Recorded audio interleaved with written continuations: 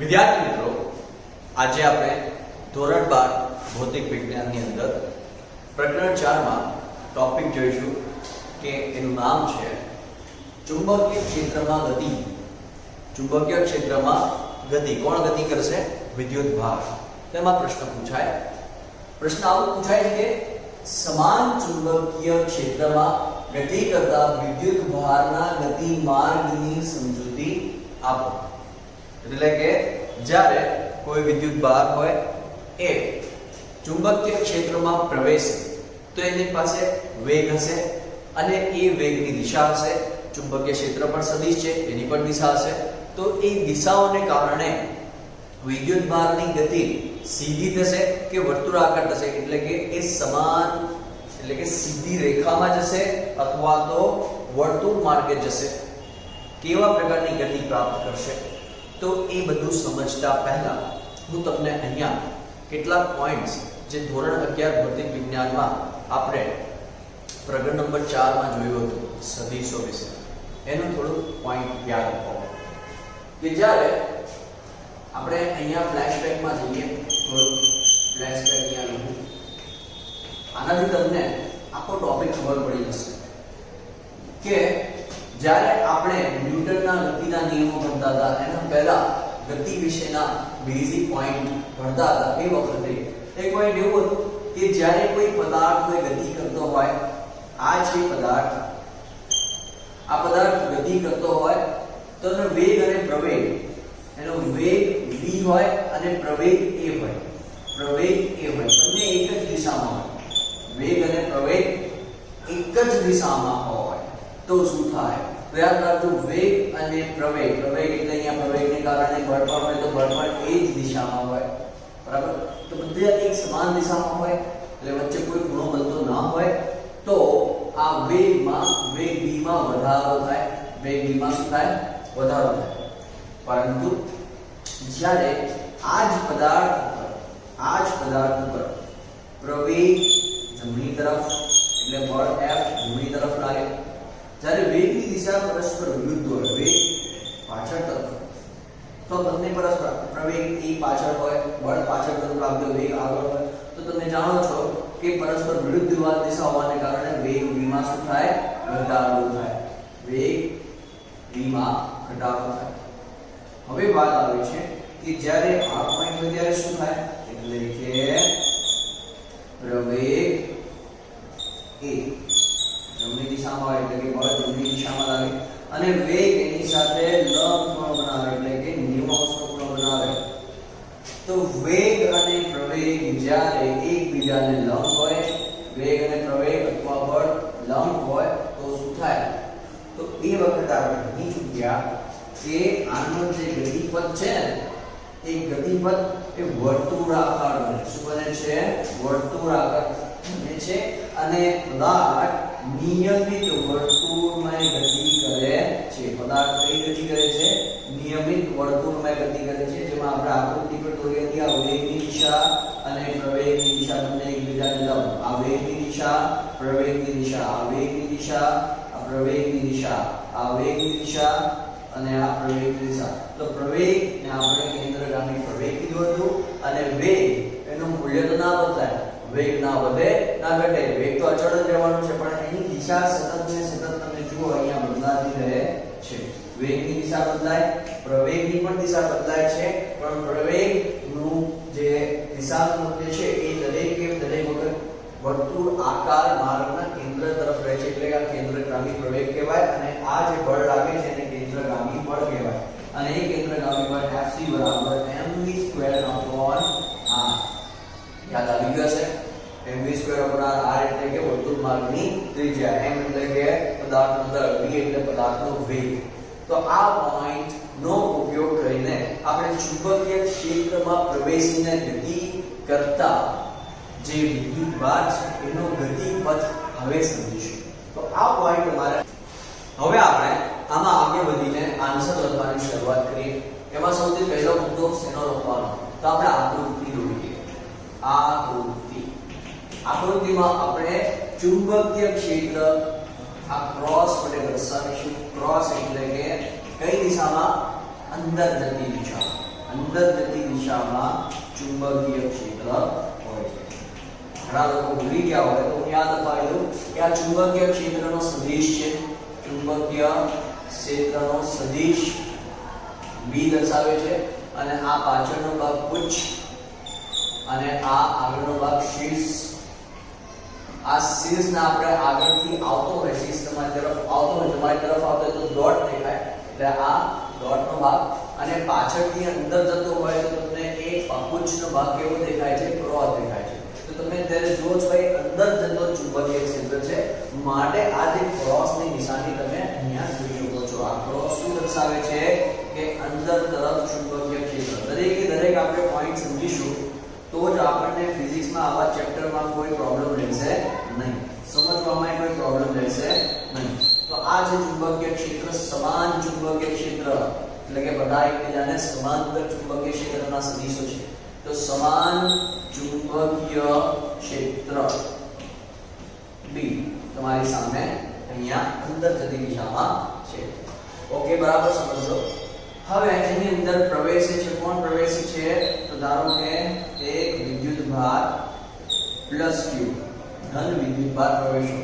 એનો વેગ v છે. એનો વેગ કેટલો છે? v છે. આ v ની દિશા જમણી તરફ, v ની દિશા જમણી તરફ છે. ચુંબકીય ક્ષેત્ર B ની દિશા અંદર તરફ છે. ઓકે, હવે એના ઉપર લાગતું બળ, તો વિદ્યુતભાર v વેગથી ગતિ કરતા, v વેગથી ચુંબકીય ક્ષેત્ર B માં, ચુંબકીય ક્ષેત્ર B માં ગતિ કરતા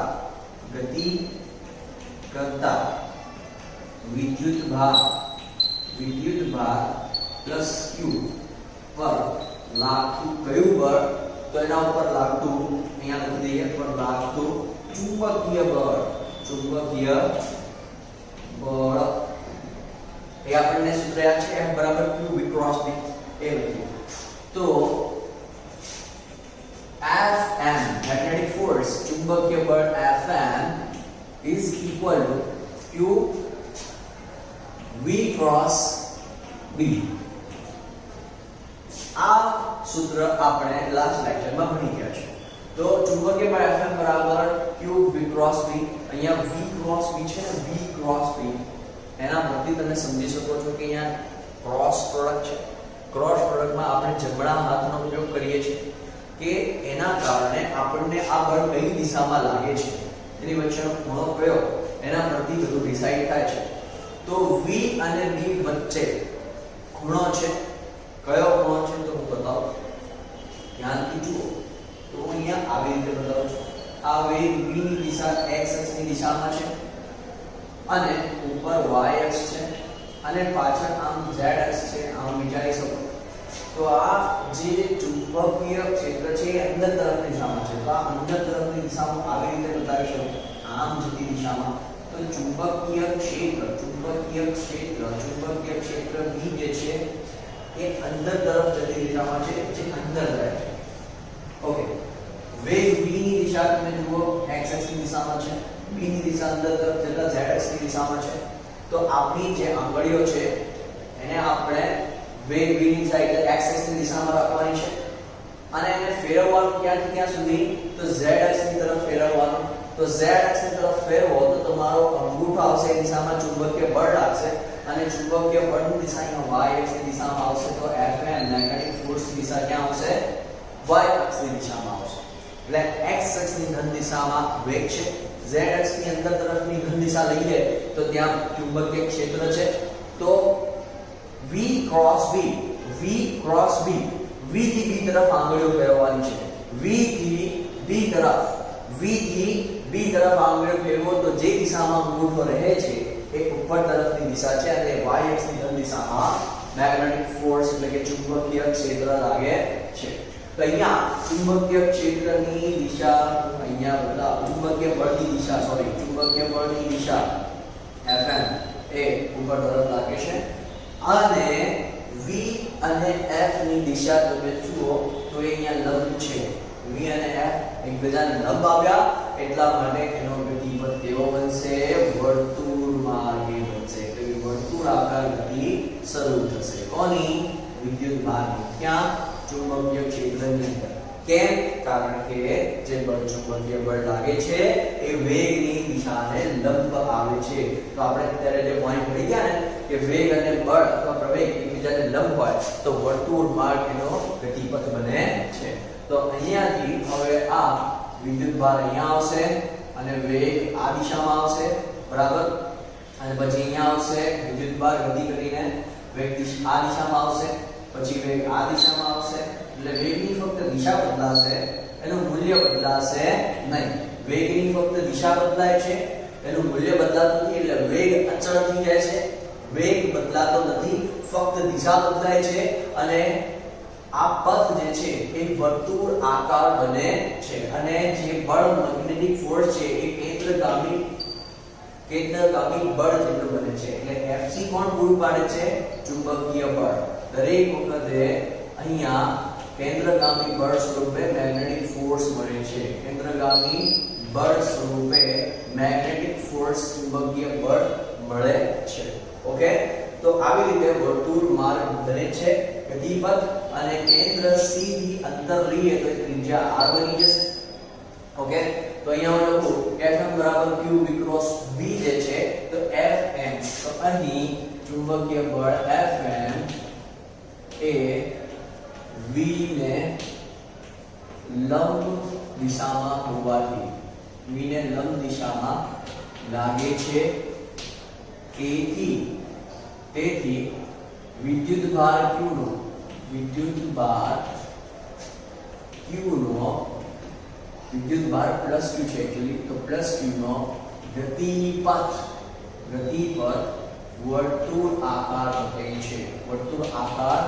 બને છે ઓકે કેમ વર્તુળ આકાર બની ગયો ખબર પડી ગઈ કારણ કે Fm એ v ને લંબ દિશામાં લાગે છે કેમ લાગે છે તો જમણા હાથના અંગૂઠાનો નિયમ અથવા સ્ક્રૂનો નિયમ લગાવો તો તમે વેગની દિશા અને ચુંબકીય ક્ષેત્રની દિશામાં વેગથી ચુંબકીય ક્ષેત્ર તરફ આંગળી ફેરવો તો અંગૂઠાની દિશામાં ચુંબકીય બળ લાગે છે અને એ ચુંબકીય બળ એ વેગને પણ લંબ થાય છે માટે એનો વર્તુળ ગતિપથ બને છે ખબર પડી ગઈ ઓકે નેક્સ્ટ પોઈન્ટ તો આ ગતિપથ માટે આ વર્તુળ ગતિ માટે જરૂરી કેન્દ્રગામી બળ કોણ પૂરું પાડે છે તો વર્તુળ ગતિ માટે જરૂરી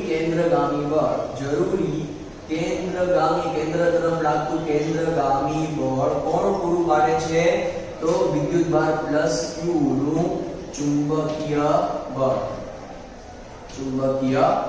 છે ધન વિદ્યુત ભાર પર ચુંબકીય બળ લાગે છે અને ચુંબકીય ક્ષેત્રને કારણે એ કેન્દ્રગામી બળ પૂરું પાડે છે તો Fc કેન્દ્રગામી બળ બરાબર Fm મેગ્નેટિક ફોર્સ ઓકે હવે Fc નું સૂત્ર આપણે જાણીએ છીએ કે આપણે પ્રકરણ 4 માં ધોરણ 11 માં ભણી ચૂક્યા છે તો પ્રકરણ 5 માં પણ આવતું mv² upon કેપિટલ R અહીંયા મેં ત્રિજ્યા લીધી છે ને આ એ જો ત્રિજ્યા બતાવી છે ને વર્તુળ પથનું એ જેમાં mv² upon R વેગ v એટલે વેગ છે m એટલે આપેલ વિદ્યુત ભારનું બળ અને એના Fm magnetic force qv cross b તો qv b sin 90 ડિગ્રી કેમ 90 ડિગ્રી કારણ કે જુઓ f અને b વચ્ચેનો ખૂણો કેટલો છે fm અને b વચ્ચેનો ખૂણો 90 છે એટલા માટે qv b sin θ માં θ બરાબર 90 મૂક્યો અને sin 90 નું મૂલ્ય ઓલવેઝ 1 હોય છે તો qv b mv² r બરાબર qv b એમાંથી એક ડિગ્રી જતો રહેશે તો mv by capital R is equal to q into b રહેશે અને sin 90 મૂલ્ય તો 1 થઈ જશે તો આ વર્તુળ માર્ગની ગતિપથની જ્યાં r બરાબર mv upon qv એટલી થશે તો હું નેક્સ્ટ માં એ પોઈન્ટનું ઉલ્લેખ કરું છું તો ગતિપથની ત્રિજ્યા ગતિપથની અથવા ગતિમાર્ગની ગતિપથની ત્રિજ્યાનું સૂત્ર શું બને છે ત્રિજ્યા કેપિટલ R બરાબર કેપિટલ R સામે લઈ જાઓ તો mv upon qv બનશે r બરાબર mv upon qv બને છે પરિણામ નંબર 1 જે દર્શાવે છે કે વર્તુળ માર્ગ જે ગતિ કરે છે વર્તુળ માર્ગ પર જે પદાર્થ અહીંયા વિદ્યુત ભાર જે ગતિ કરે છે ને એની ત્રિજ્યા mv upon qv દ્વારા અપાય છે જે ત્રિજ્યા ચુંબકીય ક્ષેત્રના વ્યસ્ત પ્રમાણ છે અને વેગના સમપ્રમાણમાં છે બરાબર। તો બીજી રીતે પણ લખાય તો r બરાબર mv એટલે વેગમાન p p/qb પણ લખાય કારણ કે p બરાબર mv। તો આના પરથી લખી શકાય એમસીક્યુ પૂછાય એમસીક્યુ આના પરથી કયા પૂછાય કે ત્રિજ્યા r એ વેગના પણ સમપ્રમાણમાં છે અને r એ મોમેન્ટમ એટલે કે રેખીય વેગમાનના પણ સમપ્રમાણમાં છે। તો જ્યારે પણ વિદ્યુત ભાર q ચુંબકીય ક્ષેત્ર સમાન ચુંબકીય ક્ષેત્રમાં ગતિ કરે ત્યારે જો તેનો વેગ વધતો હોય તો તેની ત્રિજ્યા વધશે એટલે વર્તુળ ગતિપથની ત્રિજ્યા વધશે અને જો વેગ ઘટતો હોય તો તેની વર્તુળ ગતિપથની ત્રિજ્યામાં ઘટાડો થાય છે અને વેગ અચળ હોય તો ત્રિજ્યા પણ બદલાશે નહીં। તો આવા પોઈન્ટ એમસીક્યુ માં તમને ખૂબ કામ આવશે જેડબલઈ નીટમાં પણ આ પ્રકારના પ્રશ્નો પૂછાશે ઓકે। તો આમાં પછી એમસીક્યુ તમારે તૈયાર કરી લેવાના છે। તો આ બે સૂત્ર r બરાબર mv/qb અને r બરાબર p/qb એ વર્તુળ ગતિપથની ત્રિજ્યા માટેના છે। હવે આપણે વાત કરીએ વેગ પરથી આપણે અહીંયા જે વર્તુળ ગતિપથ છે ને એનો આવર્તકાળ અને આવૃત્તિ અને કોણીય આવૃત્તિ। તો પહેલા હું તમને કોણીય આવૃત્તિની વાત કરું। કોણીય આવૃત્તિ એટલે કોણીય વેગ ઓકે કોણીય વેગ। તો અહીં ગતિ કરતા વિદ્યુત ભાર q ના ગતિપથ માટે વર્તુળ ગતિ છે એટલે કોણીય વેગ આવશે। તો કોણીય આવૃત્તિ લઈએ અથવા કોણીય વેગ એ બંને લખી દઈએ। કોણીય વેગ બરાબર કોણીય આવૃત્તિ તો એ આપણે ઓમેગા લઈએ। શું લઈએ ઓમેગા બરાબર શું ઓમેગા બરાબર આપણે v બરાબર r ઓમેગા પરથી ઓમેગા બરાબર v/r કારણ કે વેગ v અને રેખીય વેગ v અને કોણીય વેગ વચ્ચેનો સંબંધ v બરાબર r ઓમેગા પરથી તેના પરથી ઓમેગા ને આપણે સૂત્ર કરતા બનાવ્યો તો v/r થઈ જશે। હવે આપણી પાસે r નું સૂત્ર છે ઉપર પરિણામમાં તો v/v મૂકી દો v/r નું જગ્યાએ mv/qb છેદમાં જશે તો qb એમાં v ઉડી જશે તો ઓમેગા બરાબર qb/m જે દર્શાવે છે કે ઓમેગા બરાબર qb/ઓમેગા ફક્ત ચુંબકીય ક્ષેત્ર પર આધારિત છે એમાં કોઈ ત્રિજ્યા આવતી નથી। તો ત્રિજ્યા દ્વારા સ્વતંત્ર છે તો ત્રિજ્યા વધે તો ફક્ત રેખીય વેગ વધશે કોણીય વેગ એટલે કોણીય આવૃત્તિમાં કોઈ ફરક પડશે નહીં। તો q પણ અચળ છે b સમાન છે એટલે અચળ છે અને m અચળ એટલે ઓમેગા હંમેશા અચળ રહે છે ઓકે। એટલે કે ઓમેગાનું મૂલ્ય એ અચળ રહેતું હોય છે। તેના માટે જ્યારે વિદ્યુત ભાર v વેગથી ગતિ કરતો હોય ચુંબકીય ક્ષેત્રમાં ત્યારે તેની કોણીય આવૃત્તિ બદલાતી નથી એ અચળ છે કારણ કે તેના જમણી બાજુના સૂત્રમાં કોઈ ત્રિજ્યા આવતી નથી। અહીંયા q પણ અચળ છે વિદ્યુતભારનું મૂલ્ય અચળ છે ચુંબકીય ક્ષેત્ર સમાન છે એટલે એનું મૂલ્ય પણ અચળ છે અને m દળ તો અચળ જ હોય એટલે ઓમેગા એ અચળ મૂલ્ય ધરાવે છે। હવે ભાઈ આના પરથી આવર્તકાળ અને આવૃત્તિની પણ વાત કરી દઈએ તો ગતિપથનો આવર્તકાળ લઈએ તો આવર્તકાળને આપણે કેપિટલ T કહીએ। ઓમેગા બરાબર 2π/t ઓમેગા બરાબર 2π/t પરથી આપણે t બરાબર 2π/ઓમેગા લખી શકીએ અને ઓમેગાની જગ્યાએ qb આપણે મૂકી દઈએ તો કેપિટલ T બરાબર 2π/ઓમેગા ઓમેગાની જગ્યાએ qb આપણે qb/m તો 2πm/qb આ આવર્તકાળનું સૂત્ર બને છે ઓકે। ખબર હવે આપણે આ વિદ્યુત ભાર જે ગતિપથની આવૃત્તિ લઈએ તો એને આપણે આવૃત્તિ μ દ્વારા ઓળખીએ બરાબર। તો આવૃત્તિને આપણે μ દ્વારા દર્શાવીએ તો આવૃત્તિના સૂત્ર પરથી μ બરાબર 1/t આવર્તકાળનો વ્યાસ। તો v બરાબર μ બરાબર 1/t લીધે તો t ની જગ્યાએ આપણે શું લખી દઈએ 2πm/qb ની જગ્યાએ qb/2πm। તો આ વિદ્યુતભાર ચુંબકીય ક્ષેત્રમાં ગતિ કરતો હોય ત્યારે તેની આવૃત્તિ। હવે આ પ્રશ્નમાં એક બીજો કેસ પણ છે અને એ કેસમાં આપણે શું જોવાનું છે કે જો વિદ્યુત ભાર ની ગતિ માટે વેગ v એ ચુંબકીય ક્ષેત્ર b સાથે કોઈ થીટા જેટલો ખૂણો બનાવે, થીટા જેટલો ખૂણો બનાવે તો શું થાય? તો એની ગતિપથ કેવા પ્રકારની હશે, એટલે ગતિ કેવા પ્રકારની હશે અને ગતિપથ એનો કેવા પ્રકારનો બનશે? તો એના માટે હું તમને એક્ઝામ્પલ આપું કે અત્યારે જે ખૂણો હતો એ v અને b એકબીજાને લંબ હતા. તો આપણે જોયું કે θ બરાબર 90 હોવાથી કેવી રીતે ચુંબકીય બળ કેન્દ્રગામી બની ગયો અને વર્તુળ ગતિપથ એ વિદ્યુતભારનો ગતિપથ બની ગયો. હવે જ્યારે વેગ v એ b સાથે કોઈ નિશ્ચિત કોણ θ બનાવે, એ 90 આવતો નથી, તો શું થાય? તો એ આકૃતિ બને.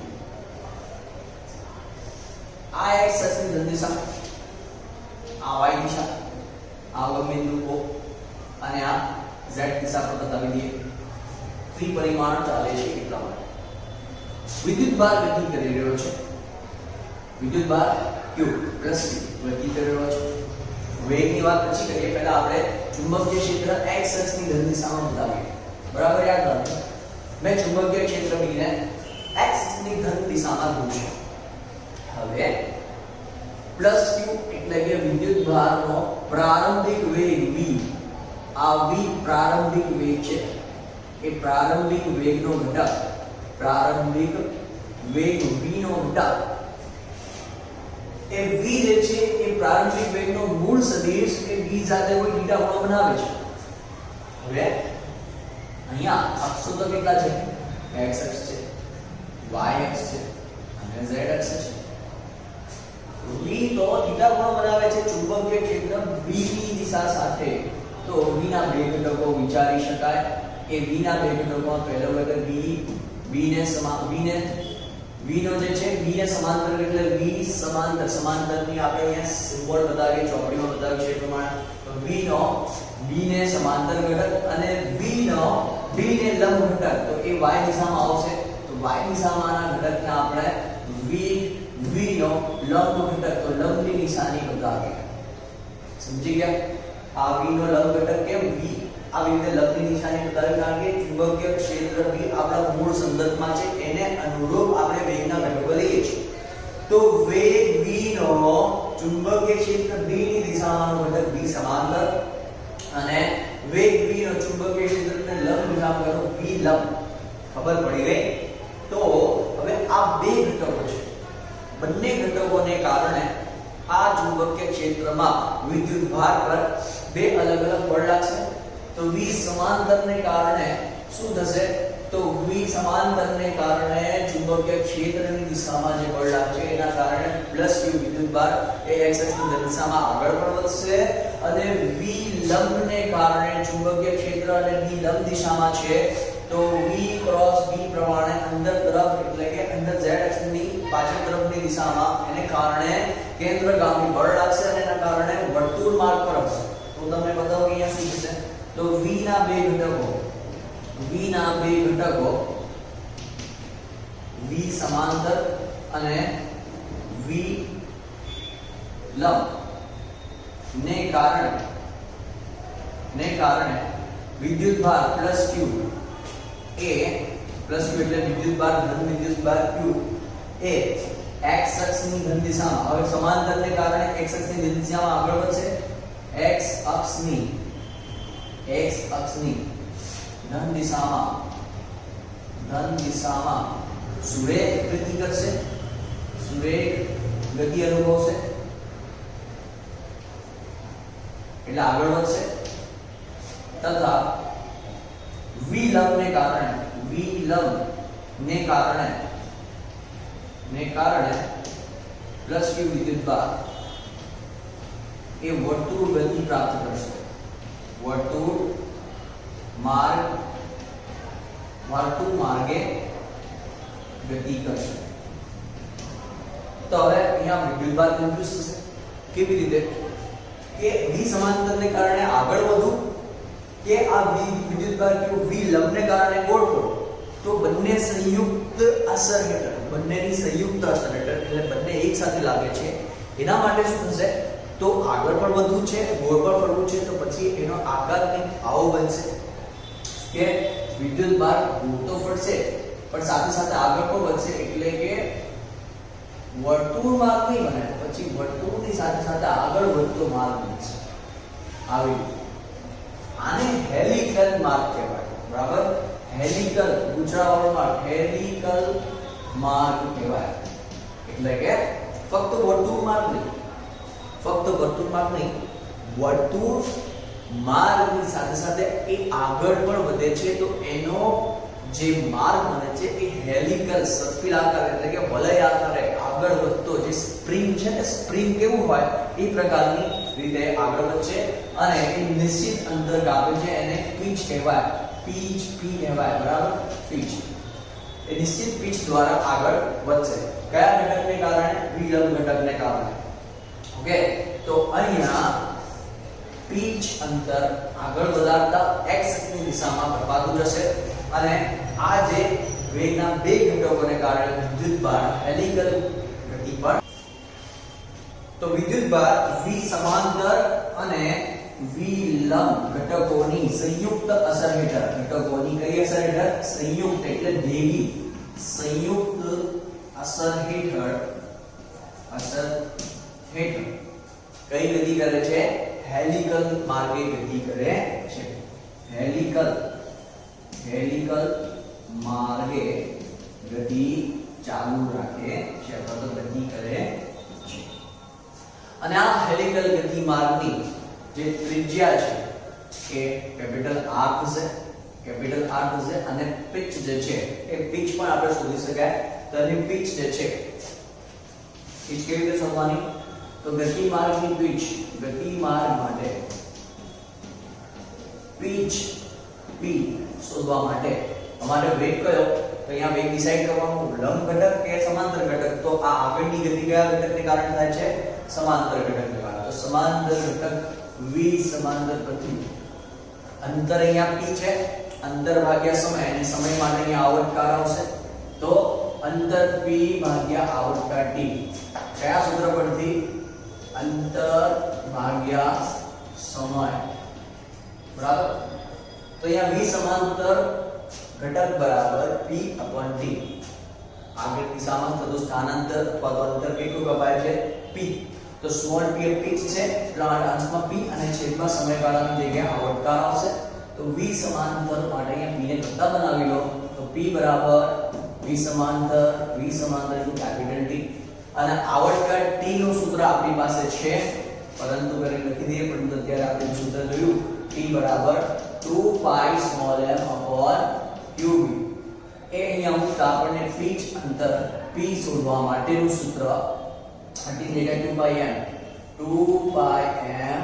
into v સમાંતર upon qb. v સમાંતર upon qb. બીજું પણ એક પોઈન્ટ બતાવી દઉં કે v સમાંતરને આપણે કેવી રીતે લખી શકીએ? તો અહીં v સમાંતર અહીંયા બીટા પરથી લખી શકીએ. v સમાંતર બરાબર v cos θ અને v લંબ બરાબર v sin θ હોય છે. લેતા આપણને આ ઉપરનો સમીકરણ કેવો મળશે? પિચ p બરાબર 2 pi m into v. તો v સમાંતરની જગ્યાએ આપણે શું લખી દઈએ? v cos θ લખી દઈએ. તો 2 pi m into v cos θ upon qb. તો આના પરથી પિચ પણ શોધી શકાય છે. એટલે આ હેલિકલ નું પિચ અંતર કેટલો? કે આ સૂત્રમાં 2 pi ની કિંમત, m એટલે કે વિદ્યુતભારના બળની કિંમત, v એટલે વિદ્યુતભાર જે વેગથી ગતિ કરે છે એની કિંમત, cos θ માં θ નું મૂલ્ય 45 ડિગ્રી 30 ડિગ્રી આપેલું હોય એની કિંમત મૂકીને અને વિદ્યુતભારનું મૂલ્ય અને v નું ચુંબકીય ક્ષેત્રનું મૂલ્ય આપેલું હોય તો આનાથી તમે પિચ પણ શોધી શકો છો. બોલો, ખબર પડશે? આ બધા સૂત્રો ખૂબ જ અગત્યના છે, બરાબર લખી નાખશો.